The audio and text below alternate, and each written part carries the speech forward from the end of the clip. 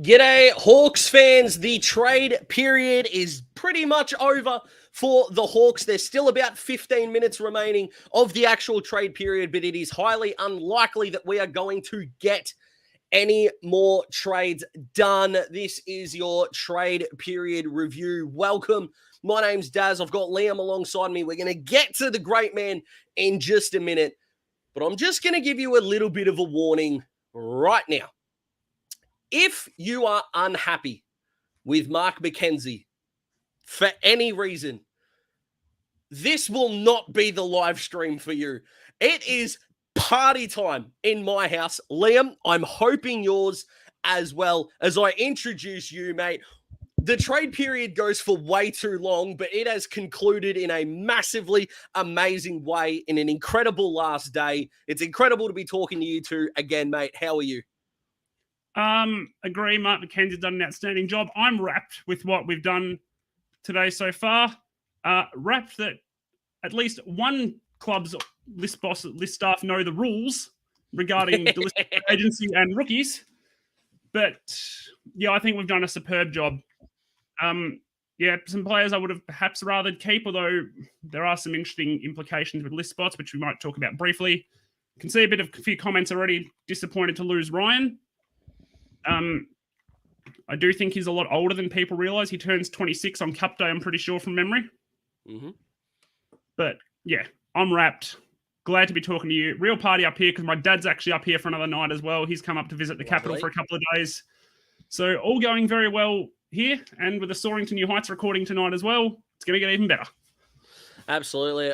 The positive feeling is here. We're going to talk about Sticks Ryan in a bit more detail in just a little bit, but not thinking Ryan could be a big loss. Should have kept Ryan and not got Chol. I widely disagree, and I'm going to talk about why. First of all, mate, is Mark McKenzie, I'm going to ask you this question, is he the most disrespected man in the AFL? And I'm not picking on James here, but you were just the first one that I saw. Sleepy Mark has earned his spot. What has this man done wrong in people's eyes? Ben Mackay chose an inferior football club for his own reasons and the bond with Brad Scott. Like Asava Radigalia for pick 25, we were never going to give up our pick 29, which gets pushed back for him because he hasn't proven himself at that level yet.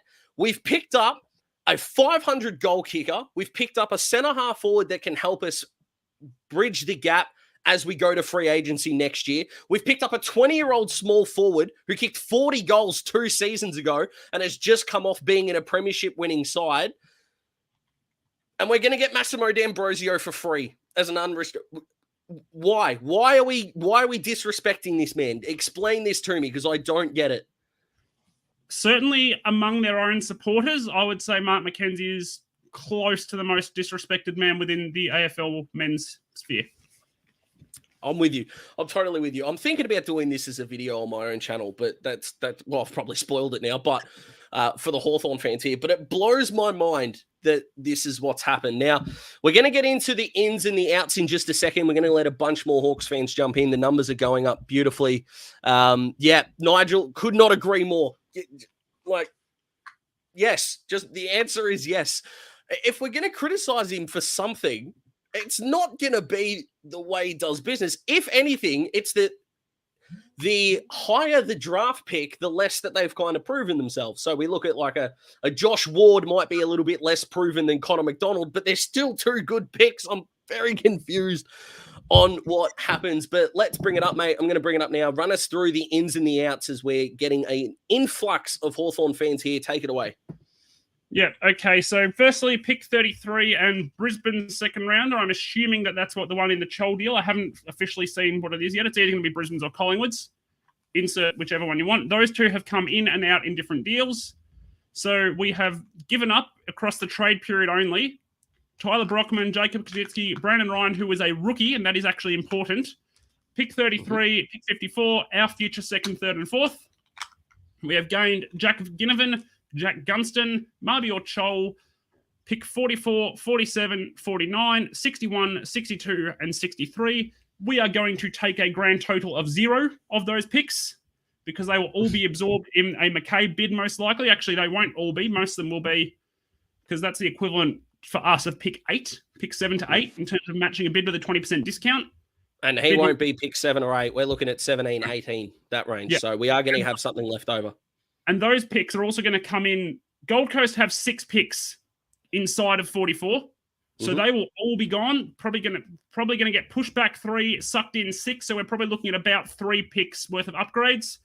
And then we also got Collingwood's future 2nd and 4th. So we don't have a future 3rd. We have realistically slid back in the 2nd and 4th rounds of next year's draft. We've gained points for Will McCabe. We've offloaded players who decided they saw their future elsewhere. Yep. And we've brought in some good players. Like, that's not a bad trade if you ask me. It's better than not bad. So here's the thing. Every single player, and I'm going to include Massimo D'Ambrosio here, I think can be best 22 in our next flag, right? Maybe except for Gunners if our flag is more than 3 years away. But Gunston back is not a bad thing at all. Our forward line was the weakness last year, and I don't understand. I mean, I spend too long on Twitter. Let's be honest. That's just who I am. But I don't understand why it's the somewhat criticism here. And also the thing that's getting lost, mate, and I do want to point this out, is next year we are not going draft heavy. We are going to have a bevy of coin. We are going to free agency and we are going to throw the kitchen sink at someone. There will be, I guarantee you, by this time next year, there will be a player at another club who is lured to the Hawks on over $1 million. Yeah, especially with that new television deal kicks in 2025. That salary cap's going one way and it's not down. Yeah, exactly right. I'm with you. We're not going to need that many points if we're interested in Culture Deer. I disagree. Purely and simply because I don't think Deer is a top 45 pick at all. And from there, the points go down drastically anyway. So don't stress about that in the slightest. We only get cleaned out by pick 7 bid. Yeah, exactly right. If it's 10 picks later with the big picks coming in another 3, realistically, we're going to have easily enough points. Yep, totally with you. Nigel, spot on. I've heard that Chol can be lazy. I mean, if we look at what players can't do around the league, we'll never be happy. Ben King coming back was potentially a problem for Choli. We know that Damien Hardwick maybe has an issue with the way that Choli plays his footy, but as far as I'm concerned, a bloke that can kick 40 goals in a forward line next to Levi Casbolt is going to be a net positive for us. And Gunners there as well as insurance is absolutely fine. Just came in late. Gunners back. Absolutely. Yes, Chol did hear right. Yep. All that good stuff. Has McCabe even nominated Hawthorn yet? Technically, no, but he will in the upcoming time. Jordan Croft is about to do the same thing for the Bulldogs, so no stress there. Will McCabe highly likely to be a Hawk. So I think we can reasonably say that Gunners is a tick. I know that there's been a little bit of talk about Chol. Let's move on to Ginnivan, mate. 20 years old, 42 games, 58 goals. I'm going to show something in a minute that's going to prove just how damaging I think he is. But where do you stand on bringing in the first of the JGs in our last day of trade period here in Jack Ginnivan? Your thoughts? I don't think he'll ever be an All-Australian, but I think he's a good player. Like, at the end of the day, he's a clear upgrade on what we have, especially given that we no longer have Tyler Brockman, and I think he's an upgrade on Brockman as well. I think he's an upgrade as a footballer.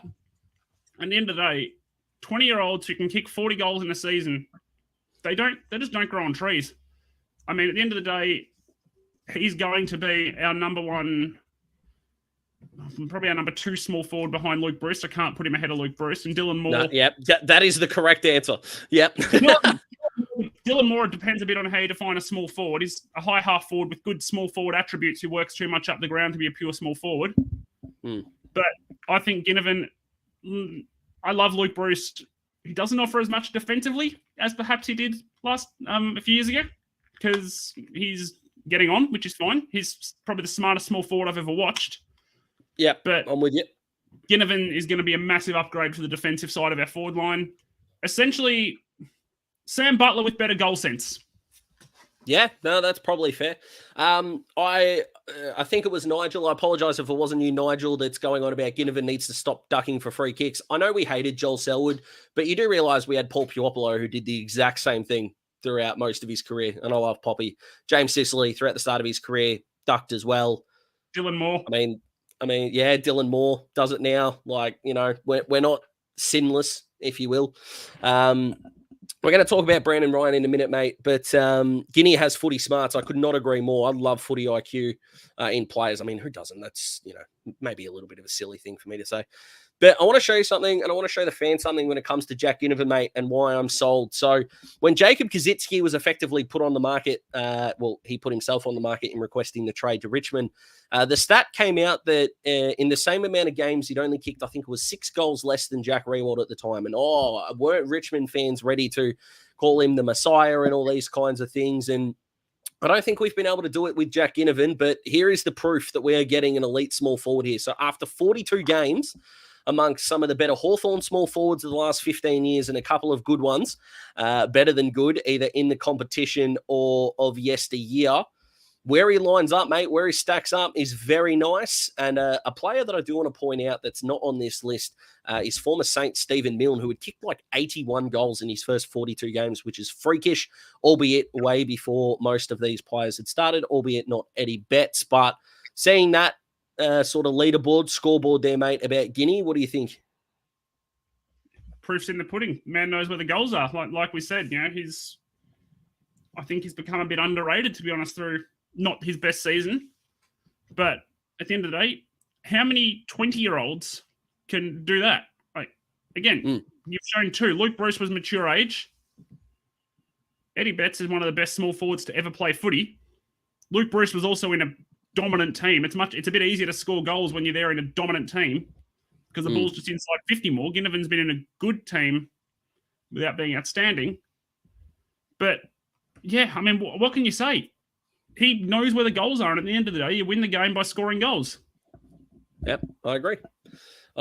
James asks a good question, mate. What do you think's the biggest win for the Hawks throughout the trade period? What do you reckon was the number one bit that gets you the most excited about this trade period, do you think? I think it's Ginnivan. I think it has to be Ginnivan. Like, a couple of slides for someone that young is incredible. Gunston's handy. Yeah, we've given up Ryan, which you may think is not ideal, but we'll talk about him, as we've said a few times, in a sec. Chol, we've paid about market value. I think we got unders on Ginnivan in terms as a talent. Yep, I'm totally with you. But the man that we need to talk about, mate, is Jack Gunston. The man is home and hosed, and we've got some superb timing here now. We're looking forward to round 1 next year, and boy, do I hope we play Collingwood in a big way. Guinea trade, what a surprise, absolutely. We're going to talk about Cozzy, we're going to talk about Brandon Ryan and all these good things.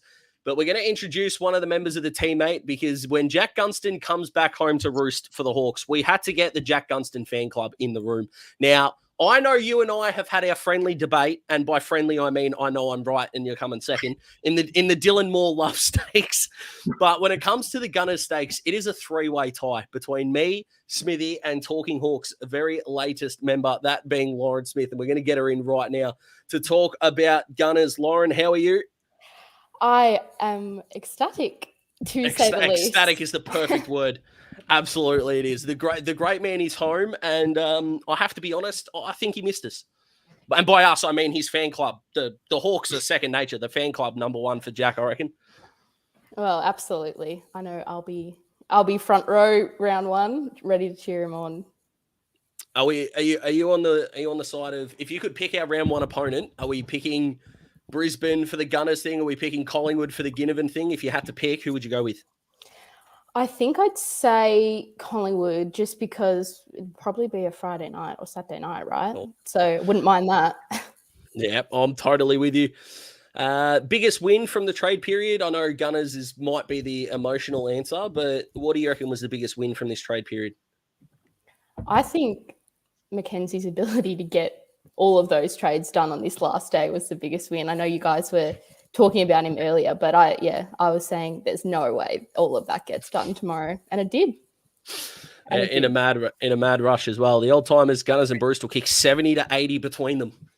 Anyone else get goosebumps? Is anyone else want to start footy tomorrow? Liam, are you that buzzed? Are you that up and about? I know you're the resident pessimist here, and that's coming from me. Where do you stand?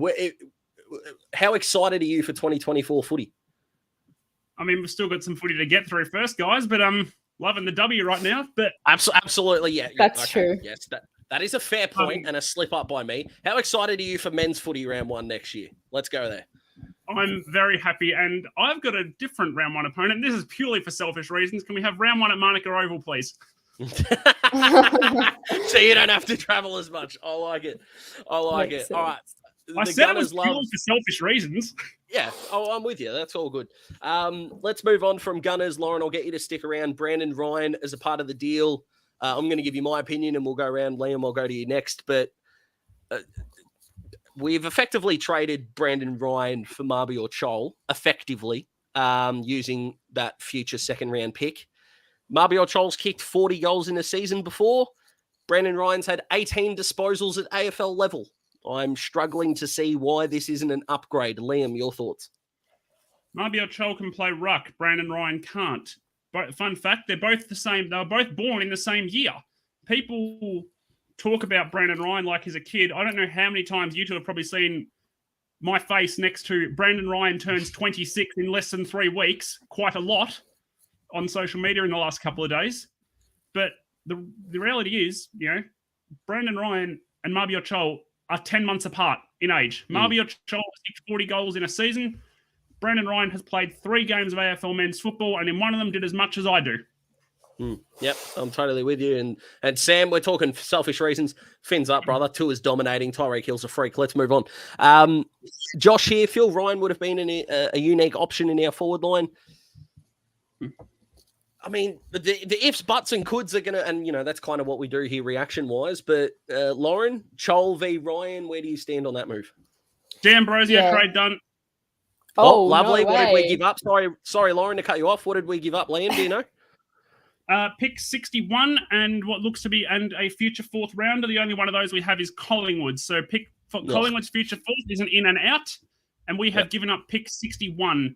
So that does change our point situation slightly, not massively. Well, considering there's only going to be about 55 kids drafted in this draft, I mean, I'd be interested to know if there is someone that Collingwood want in that back end there. So not a whole lot. And we've got another guy who could be a perennial best 22 player. I like it. Before we go to Massimo, your thoughts on Brandon Ryan? Sorry, Lauren. Yeah, no, I was definitely in the camp of getting Chol in. And last night I probably wasn't as eager to get rid of Ryan, but it facilitated all of our trades, our last-minute trades today. So I think it's a win. And, I've seen, as I said, seen on social media a lot of people saying, oh, Brandon Ryan's our future. Well, as Liam just said, he's not much younger than Chol at all. And Chol's more proven than him. Yep. I definitely agree. Now, I do wonder with Choli, and I'll say this before we let you go, Lauren. Do you reckon he puts the brown streak in his hair? Because he did the red. He did the red for Gold Coast, and he had a yellow one at Richmond. Because he's got the darker hair, does he go a gold or does he go like a light brown? What are we thinking? Hairstyle for Mabior round 1, the man with 2 phones, because apparently he's very social, which back in Melbourne could be an advantage for the great man. But what are we thinking hair-wise? Well, speaking of hair, I've seen, I can't remember who said it, but I saw someone on Twitter, or X now that we call it, saying Ginnivan shows up round 1 against Collingwood with peroxide hair again. And I'm ready for that. Chad style. Yeah. Vicky, love this. Yeah. If you haven't heard Lauren's introduction to our podcast, let me tell you, we've had some great debuts at Hawthorn before. Holy smokes. Absolutely smashed it out of the water. Last but not least, Lauren, I'm going to put you on the spot here before we let you go. Massimo D'Ambrosio, does he play round 1? If everyone's fit. No. No, bang. Earn your spot, Massimo. I like it. I think I think he'll be in the first maybe 5 rounds, but you got to, I reckon they'll give him a few games at Box Hill first. Box Hill, Zane Littlejohn's going to have a nippy little elite ball user throughout the VFL. Fantastic. Thank you for jumping on, Lauren. We appreciate it. And our boy is home. Oh, yes. I can hear that all night. Absolutely. Looking forward to it. Well, I'm sure the Talking Hawks family will see you very soon. I'm sure we'll talk soon. All right. She's a star. Absolutely. Talking Hawks fans, you're going to get a whole lot of Lauren, Box Hill and Hawthorn Wise in 2024. Getting some agreements. Vicky here. Bye-bye Bramble. Do you think that's inevitable now, Liam? Just looking purely at our list spot situation, yes. Yep, I agree. we don't have a lot of list spots. We're probably going to have fewer rookies on our list next year, looking at our list situation already. And I can explain that if people would like, or let me know. I have to do it in another forum as well if that's easier. Mm-hmm. But our list spot situation is really tight. So yeah, and we have to think take all three of the off-contract guys are probably gone. Yeah. Well, we're going to take 3 or 4, I think is what we want. We actually technically, I think, have to take 2 because Newcomb's going to be upgraded as a rookie, which I believe counts. Mm-hmm. But we're going to take 3 or 4 draft picks, and how we split them. But the only way we can add 4 players to the list now is by delisting all 3 of the off-contract boys, which is Ned Long, Lockie Bramble, and Fergus Green. So yeah, I think all 3 of them are gone because otherwise we're just not going to be able to turn the list over the way we want to. Yep, I agree, which is probably a bit harsh on Ned Long, especially of the 3 that stand out there.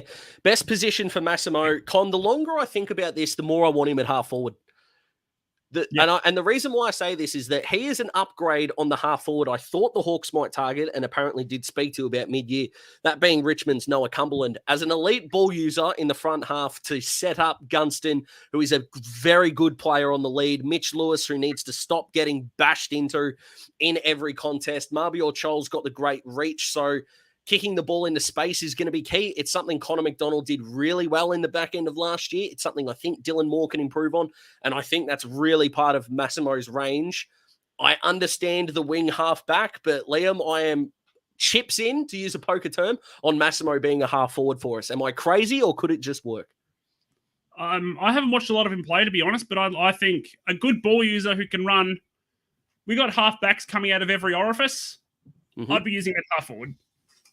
Oh, I like it. And we just give... Would it be funny if the social media team at Hawthorn trolled Jack and didn't give him 19, and then we obviously give it to him? Like, he's having it back. That's the biggest, that's 99 cents at a bookie. If you put money on it, you'd actually lose long term. But would it be funny if we got a little stitch up throughout the season and we give him,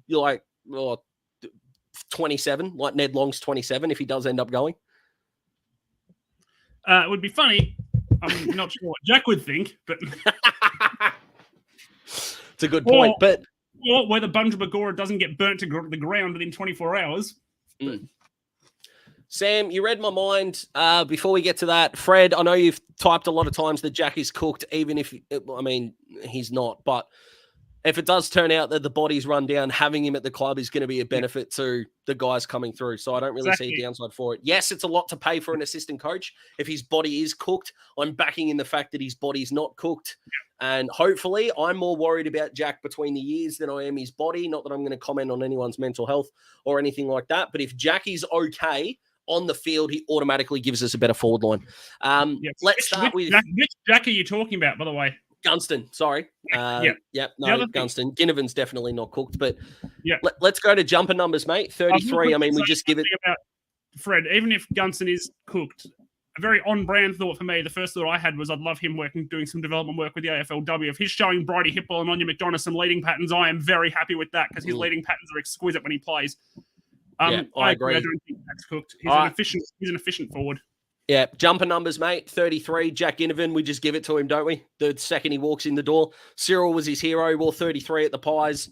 It fills the outsider villain era quite nicely, considering it is, and let's be honest, Cyril was the fan favourite when he played.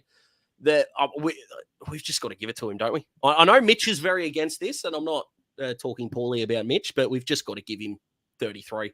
Walk in, here's 33. Make it yours, Jack. Let's go. The only caveat I'd have about that is potentially if we get a young Indigenous player, just as a way of keeping some kind of connection with the number, but I would tend to agree giving Ginnivan 33. Yep. Another interesting Hawthorn number that's going to be up for grabs, the number 23. Is there someone that stands out that's currently at the club for number 23? Hawks fans, comment below, let me know. I don't think... I'm not giving it to Mabior, and that's nothing against Mabior, but I'm not giving him 23. I'm giving it to our first draft pick. No matter what. I can see Daniel Curtin in the 23. Let me tell you. Yes, please. Gunston could surprise. I think he is going to surprise. Fred nominating Maxi Ramsden for the number 23. There's a name that I didn't actually expect. I don't mind it. Ooh. All for Ruckman getting good numbers here. Yeah. Daz, you're on mute.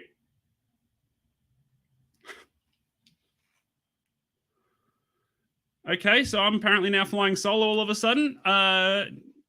Chris, I can't actually bring comments up here. So Browser just... Okay, Daz is back. Good. I don't have to fly solo. Daz, you back? Yes, no, something's going wrong here. Apologies. Cool. Daz is back. I don't have to fly solo. Daz, let's get going. Okay, I do have to fly solo again. Mac, 23 awaiting Ugle Hagen next year. Not sure we're going to have the draft capital to get a Ugle Hagen, but we'll see. Chris Rammer, great prelim for Box Hill. I didn't get to watch that game. I was watching some AFLW. No, it doesn't sound like he can. Daz, you back? What about now? Can you hear me? Loud and clear. All right, cool. Sorry about that, guys. Browser just decided to play up. I can tell I'm too happy at the moment. DGB for 23. I mean, we just gave him 24. I don't really know why we changed. I probably wouldn't change it. Daz, you're on mute again. Yeah, I know the problem. Keeps unplugging my mic. There we go. That should be all right now. Yeah, 23 is going to be... We're going to talk about the draft pick, and that'll probably finish us for the night. Pick 4, do we still pick Dersmar Con? No, he won't be there. I am reasonably confident North Melbourne go McKercher and Dersmar at 3 and 4 because Jed Walter will be at pick 2. Mitch Lewis, 23. He's already got 2. I don't know why. 2. And give him 23. Ugle Hagen is a great answer for someone next year. That's great. I like the prediction. Jed Walter won't happen. Jed Walter can't happen. He'll get a bid from Gold Coast and they're going to take him. Nick Watson, 23. I can understand the reasoning, but I don't know why we'd pay what we did for Jack Ginnivan and then get another small forward in this draft. It doesn't make a whole lot of sense to me at pick 4. I am reasonably confident Daniel Curtin is going to be in a Hawthorn jumper, which I know is not going to be popular. You're the draft guru, and I've asked you this in our private messages. Mm-hmm. Is our draft as simple as, you can call it pick 5, that's the number it'll be, but it's pick 4 in the open draft, realistically, still. It's the 4th available player to us. Yep. Is our work as simple as Reed will go 1 to West Coast, and then whoever of McKercher, Dersmar, and Curtin, West Coast or North Melbourne don't take? Is our job as simple as pick whichever of them they've left? Just about, yep. Yep. And the reason why I'm not anti-Nick Watson as a player, I want to make this perfectly clear to the Hawthorn fans here. But I'm going off a little bit of history and what we've done. If we bring in Jack Ginnivan, who's 20 years old, if Nick Watson, if his season results, if we could draft him and guarantee what Ginnivan's done, I think we would have drafted him. But we know what Ginnivan's brought to the table. So it doesn't make sense for us to come out of this trade period and draft period with 2 small forwards with Bruce already there and not solving the centre-half back problem. Will McCabe's not ready to go as a centre-half back, I don't think. Hawthorn wanted to trade the 4. They asked Bailey Smith and 5 and some other machinations. If we were happy to swap picks with the Bulldogs, who I think are really into Nick Watson, the Bulldogs said no. I think because they know we're not going to pick Nick Watson. Like Tyler Sonsie 2 years ago, Watson's got a connection to Box Hill, trained with us for a while. They have not said a word, the Hawks, about what they thought about him. Like, they haven't come out and said we thought he was a great kid or did this, did that. We didn't do it to Sonsie either, and we passed on Sonsie twice. So I'm just thinking, without having an inside word, that Nick Watson's not going to be the go. I think we would love Dersmar, but I think it would be pretty remiss of North Melbourne to not take Colby McKercher and Zane Dersmar in this draft if they don't let Essendon trade up and take Zane Dersmar if they end up with Xavier, which I don't actually think they did. They did. Oh, they did get Xavier Dersmar? Well, then Essendon are in play for North Melbourne's second of those top 5 picks. So I think they gave up a few picks with Zerk Thatcher for Dersmar. Yeah, that's fair enough. But yeah, I think the draft right now is Daniel Curtin or Zane Dersmar. with a heavy favoritism to Daniel Curtin. Match points for McCabe. And if we can try and get one or two more in, whether we try and trade back in, which is going to be difficult considering we don't really have picks next year to give up. But I think we're going to walk out of this draft with 3 kids, in all honesty. Our work over the offseason is basically done. We brought in 3 guys, the oldest of which is 26 at this current point. Get 3 more youngsters in the door, and we are good to go. And I have no problem with that at all. Yeah, agreed. Again, like get 3 or 4 good youngsters. If we delist all 3 of our off contracts, that's just Rick. There's no way of predicting that one way or the other. It's on us to prevent that happening. Just having a look, so if we delist all 3 of the off contract boys, we're going to have 4 open list spots to use across our senior list and our rookie list. I would personally be doing 3 and 1. I'd be taking 3 national picks and 1 rookie. Although I would be holding off until we know what's happening with Chol. Rookies. Yeah, I think he's going to be the rookie pick, to be honest. Yeah, very quick thing with rookies. They get paid $90,000 they get their base pay of $90,000 outside the cap for up to 6 Category A rookies. Our salary cap, we're going to have difficulty of meeting the salary floor, I think, next year. Yeah, we're paying no one. So what I think that's going to mean is we can actually afford to go with 38 senior list and 4 rookies next year. And that's or we'll go 37.5, because remember, you have to add to 42. Yep. With 36 and 38 being the minimum and maximum numbers of a senior list, respectively. Again, I might pump out an article for people if they want me to explain the list rules there. It's probably not quite for this forum. Yep. But let me know in the comments if you want a quick article explaining the list rules. Yeah, let's keep moving. Vicky, you are more right than you know about that first bit. Holy smokes. Except for the version 4. I'm paying... to answer this question quickly, Tyler, no, we can't get him unless he falls to pick 40. And let me tell you, he ain't getting past 35, let alone 40. So unfortunately, we're only going to have 1 Giath on our list. And it would be the most Sydney thing in the world after the Josh Weddle trade and then them picking up Cooper Vickery if they ended up taking him. But no, I would walk into the draft period with a 0% chance, maybe 0.05% chance of us landing to Giath. Chol did 23. It'd be very Dora if they took him with 39. Yeah, which would be ultra ironic, but yeah, I don't think that's going to happen. Chol Shadir, number 23. Ooh, my goodness. Can we play Chol, Gunston, and Lewis in the 1 forward line? Absolutely, we can. If 100%. We can play Mitch Lewis, Denver Granger Barris, and Brandon Ryan in the 1 forward line, which we did a couple of times last year, yes, we can. And even in the wet, we can, because Chol would play that secondary ruck role. The man that I feel really interested in how his preseason and next year goes, Liam, is Lloyd Meek. Yeah, 100%. Lloyd Meek. And I think Ned Reeves as well, actually. They should be working on developing the ability to play forward. Ned Reeves is actually a really underrated kick of the football, especially for goal. He's quite a good kick. Like, he was his kicking was very well regarded at draft combines and all that.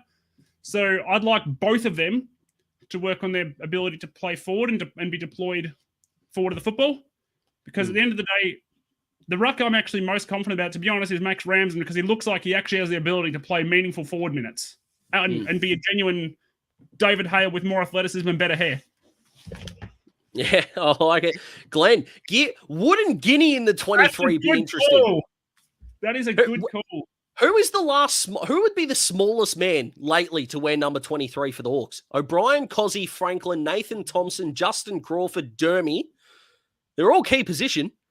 Dermy's only 6'1.5", 6'2". So. Dermy played as a key position player. We're not going down the height road. Royce Hart and Dustin Martin are the same size. Oh, okay. Yeah, well, in terms of height, you're probably right in Dermy. But Guinea's 5'3", soaking wet. So I don't know. I mean, I like it. It's daring, and that's what we like here at Talking Hawks. But my goodness. This has been a very concise preview. We're not going anywhere yet. We want your comments down below. Ask us all the questions. But, mate, I'm going to do something that I hate, but I'm going to do it. And I feel sick even asking this. I think we're going to have to give us a grade When we finish the live stream, I think we're going to have to give our letter grade. I hate doing it. I don't like doing it in the draft, but the trade period, I think we can get away with it a little bit more. But I think we're going to have to go there, mate, because I'd love the fans' opinion. So get your letter grades in the comments. If you're on Facebook and YouTube, we have access to those. Liam, I want you to think about yours because that's how we're going to end this recording, mate. But round 1, 2024, if everyone is fit, do all of our recruits play? It's the question I want to pose to you. Chol, yes. Chol, yes. Gunston, yes. Ginnivan, yes. D'Ambrosio, maybe as the sub. Oh, so that feels like a cop-out. I'll tell you what is going to be interesting next year. We're getting a lot of Bs, B+. Interesting. I'd love to know what your off-seasons would be to get an A. I look at these grades, by the way. I'm my father's son with the B+. I reckon. I think my dad's given the same grade. I'm my father's son, I think. I just think it feels like we've mainly got depth pieces, and that's why I can't go to the A without a bit more of like an A grade asset or a higher level asset. We could look back in 5 years and this could be an A with Jack Ginnivan setting the competition alight. But I also think there's a bit of a risk in giving up our second, third, and fourth round picks as well. So that's why I'm going B+ for now. Yeah. I agree, Matt. Mark McKenzie, we've spoken about him already. He's the most disrespected man in footy. I'm going A- because every trade we made, every inclusion that we made, we got better. Yeah. And we have a first-round pick next year, which we can use in negotiations. Here's an interesting question from Shano. Sam Frost, does he play round 1 next year? Now, you know my theory on I hate James Sicily playing as a second key back, and it would probably depend on opponent. I think if we played Collingwood, Frost wouldn't play. If we played Carlton, he probably would, given the Mackay-Curnow thing. But let me pose it to you this way, Liam. If put a fake dollar on it, 8.5 games next year, does Frost play over or under 8.5 games next year? Assuming he stays fit, I think it's over because I think Blank will probably miss a couple. I think there'll be a couple of games against taller forward lines where he'll be deployed. I think he'll get some games for a bit of leadership at times. And I think it's going to be over, but I don't think it's going to be much over, assuming he's fit and available every game. I'm going the under. Still think it's a development year. But Jacob, if the answer's not yes this year, and I think that's what I want to see. That right there. Yeah, I'm with you. Yeah, I'm with you. Jacob, you are in the triangle of love here, my friend, because we are on the same page. I honestly think we just need to give it 12 months. We need to give it a shot. Right? How many teams this year have a genuine second forward that could take the game away from us? Carlton, if Harry Mackay figures out that he actually knows how to play football. Bulldogs, depending on if you put Jamara or Norton first or second. I still have Norton first. I think he needs to give it a go. I think we need to give it a crack, personally. Where DGB will play is one question. I think he should play in defence. We can't trade him now, Godric, so he's definitely in the squad next year. This is going to be interesting. Do we trade our future first-round pick to get back into this year's first round, considering next year's draft is meant to be a shallow draft? I like where you're going with this, Glenn, but I think we're 12 months away from trading that pick. I don't think we're going to use our first-round pick next year, but I think it's to go and attack a Jamara Ugle-Hagan, or could it be an Oscar Allen, for example? I think we're going to go after someone in that way with our future first. I don't think there's much point in a draft that is very top 10 centric. I think if we're going to do something in the first round of this draft, we would trade pick 4 for like 6 and 11, or I think 7 and 15, which is what the Giants have got. I think they're the only two options in terms of the first round of this draft. As long as we know those picks will be used before a Mackay bid, which 6 and 11 and 7 15 probably do. Yeah, given our list spot situation, I'm definitely not doing that. Yeah, I'm with you. Michael, I'm going to say yes to that, Michael. Probably Morrison will be squeezed out of the best 22. Yep. He'll get games because he's going to have injuries. But I still think Amon plays on a wing. I still definitely think he's our one winger. That's one wing sorted. Yeah. Totally Daz, agree. I do have to bounce because I got a Soaring to New Heights recording, which has been locked in for a while, and you'll see more tomorrow. Smart listeners will have worked out. I've just dropped 2 hints there as to what we're doing, saying we're locked in, and you'll see more tomorrow. So, absolutely, have a good one, mate. I'll wrap. Yep, easy. I'll wrap this up pretty soon and let you go. So, cheers for jumping on, mate. Sorry that I got to bounce, guys. So, see you guys. Yep, no worries at all. Steve, can't happen now. Trade period's over, so Bailey Smith will remain a Bulldog. The Hawks did everything they could, but I think the Bulldogs know that we don't want Nick Watson, so they didn't need to try and trade with us. So Bailey Smith will stay as a Bulldog. Yep, Ugle-Hagan coming through a couple of times as well. So I'm giving this draft period an A-. I think an A or an A+ would have gotten us a superstar personally, but I think with every move that we've made has made sense and gotten us better. I think we've got to take a hand, give a warm sense of congratulations to Mark McKenzie and the rest of the recruiting team. Our best 22 next season is looking genuinely scary, Hawks fans. I thank you very much for jumping on to Talking Hawks. Make sure you subscribe to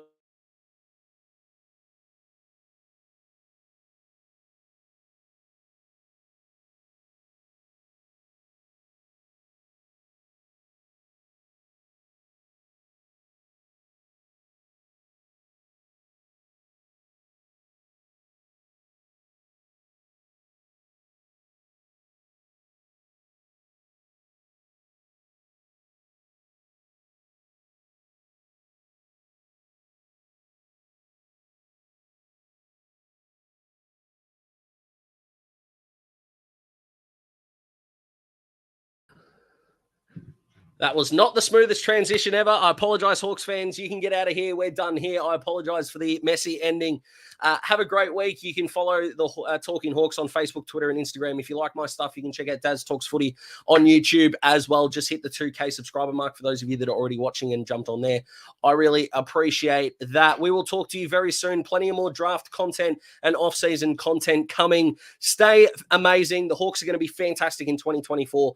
Cannot wait for all of it. Take it easy. We'll talk to you soon. And best of all, go the Hawks.